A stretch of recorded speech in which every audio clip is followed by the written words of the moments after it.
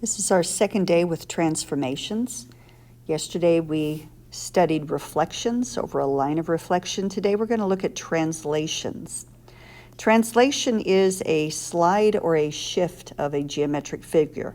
It is a rigid motion, which means the figure is not going to change shape or size. It's just going to move every point on the figure the same distance in the same direction. And we'll follow what's called a translation rule, some set of instructions that will tell us how to move. In example 1, you can see that translation rule is given in words. It tells us how to move and how far to move, and what we're going to do to find our new points is we're going to do nothing more than count steps. So starting with A, I'm going to move 3 units to the right and 5 units down. 1, 2, 3, 4, 5. Put my point, and it will be called A prime because it corresponds to A. When I go to B, I'll count 3 units to the right and 5 units down. Let's see, 1, 2, 3, 4, 5, and mark that as B prime. D will need to go 3 units to the right and 5 units down, and I will call it D prime. And then C will go 3 units to the right, 5 units down.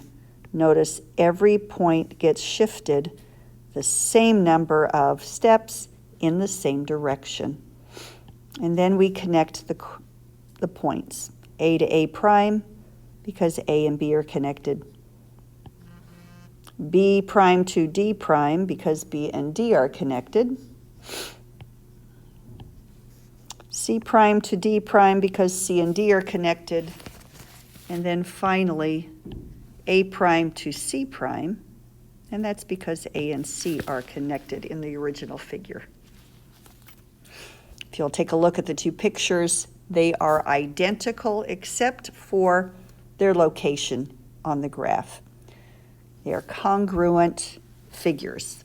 All sides are the same length, or corresponding sides are the same length. Matching angles or corresponding angles are also the same size, and that's why they're considered congruent figures. In example 2, instead of having words to give us our rule, we're going to have a mathematical statement.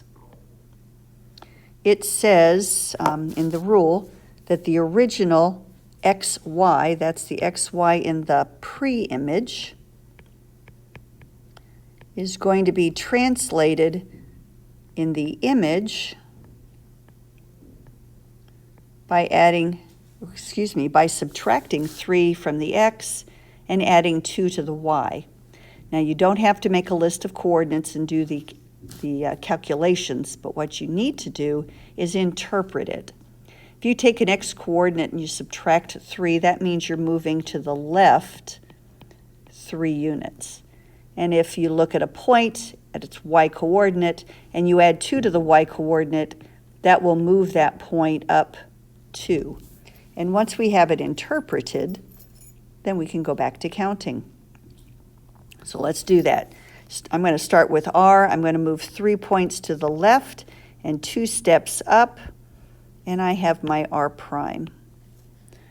At P, I'm going to go 3 to the left and 2 up. I have my P prime. And then my Q, 3 to the left and 2 up. I have Q prime. And if we play connect the dots, R prime to P prime, P prime to Q prime, and Q prime and R prime connected, we will once again have 2 congruent figures. They look exactly the same. The angles that match up and the sides that match up are the same length. We've simply taken the figure and shifted it 3 units to the left and 2 units up. If you can go from a rule to figures, then to make sure that we really know this, we should be able to go from a figure and determine what the rule is. And that's our example 3. It says write a rule to describe the transformation. Step 1 is to figure out how things move. Remember, you are going from the pre-image to the image, so make sure you start at a point that does not have a prime and count the steps. So if I start at A, I'm going to count how many steps it takes to get directly over A prime. 1, 2, 3, 4 steps to the right. If I'm writing that in the rule notation, I will start out by writing the ordered pair XY. It says the original XY, the arrow means is translated to, and then I'm going to tell what happens.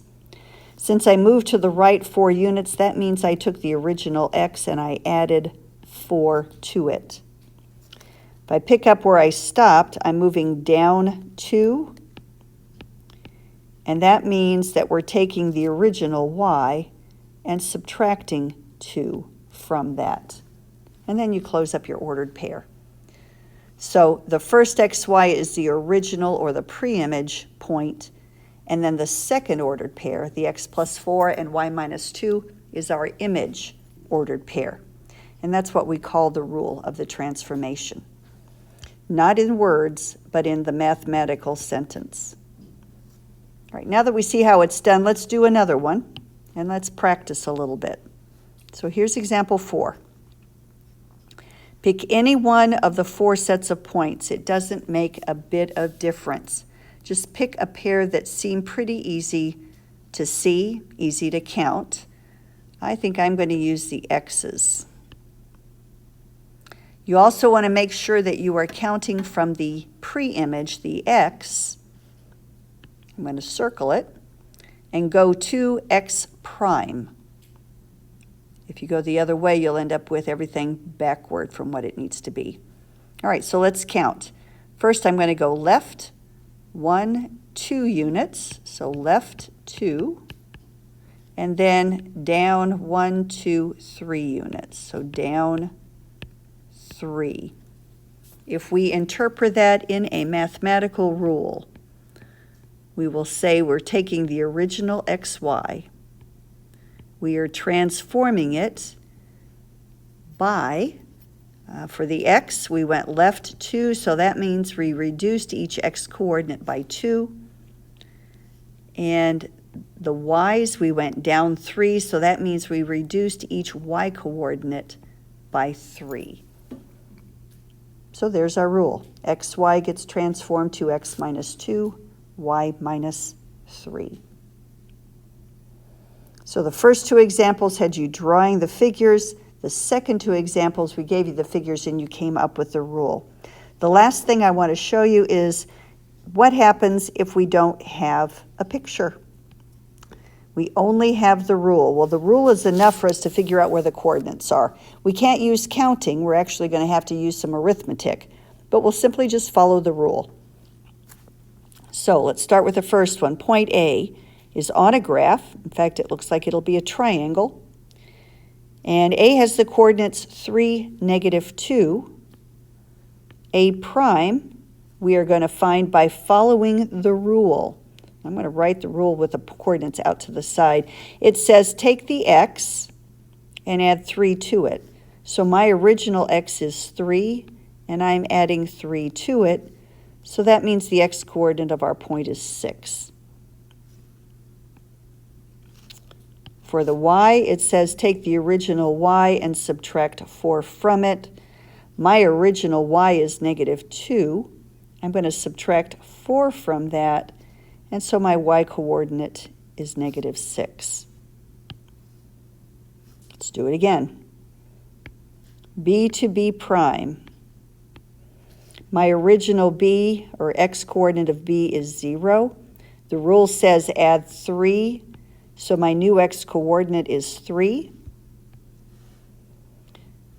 My original Y coordinate is 4, and the rule says to subtract 4.